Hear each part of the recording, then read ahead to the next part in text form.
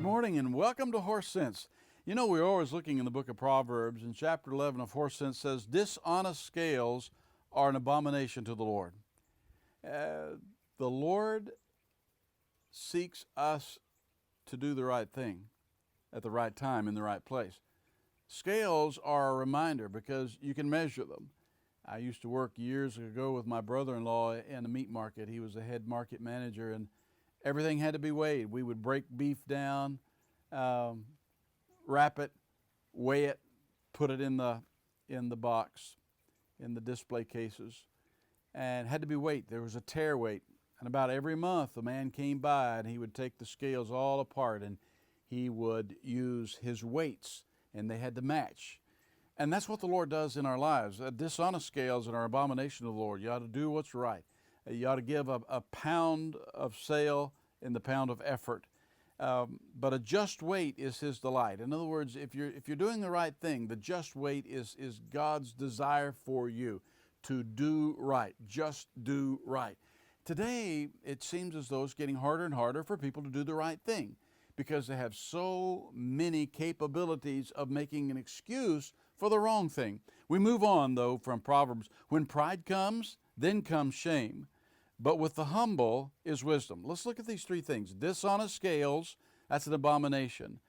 A just weight, doing the right thing, the right time, in the right place, that's God's delight in you. Pride produces shame, but with the humble is wisdom. So the bottom line for us every day when we record Horse Sense is to throw wisdom out so that it can be received. The whole concept of Proverbs is get this wisdom down. I'm thinking about a third-generation farmer. Where did he learn? Where did she learn? And she goes to her father and her grandfather, grandmothers and mother, and the third generation down, they have learned to farm, even though they probably went on to university, got an agricultural degree, came back home in the family farm, and maybe even brought it in an updated version of what Papa had, but yet the wisdom did not come from that. The wisdom came from listening to Grandpa on the tractor or on the horse, pulling on the plow, and then from Dad at the baler or the combine or in the dairy barn. Listening to that third generation, wisdom is handed down generation to generation. And that's why we are failing our boys and girls when we don't impart to them wisdom. The worst thing you can say to a kid is, figure it out yourself. You learn it. You believe what you want to believe. You learn your own beliefs. No, you hand that wisdom down. So when pride comes, then comes shame. Shame is always going to be followed by a prideful spirit. But with the humble comes wisdom. There's one more verse that he says in Horse Sense 11, the integrity of the upright will guide them. Now let me stop with that.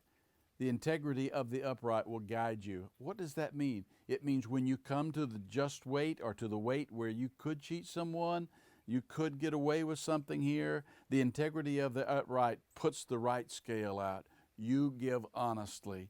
You sell honestly. You trade honestly. I read an ad yesterday on Marketplace. There's a guy wanting a horse, and he wants a horse for under $1,000. It needs to be a good roper, header, or heeler. Needs to trailer well, saddle well, have a soft mouth, and he wants it for less than $1,000. Now, why does that make me giggle? Because if you've ever been around a horse and you want a great roping horse that can head and heel and load and stand for trimming and stand for the farrier and mounts easily and has a soft mouth, you're not going to find one for $1,000.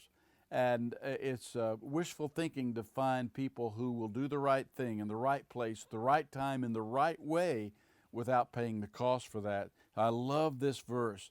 But the integrity of the upright will guide them when needed. This is Bob Shelton. Keep that in mind on your next deal. This is Horse Sense.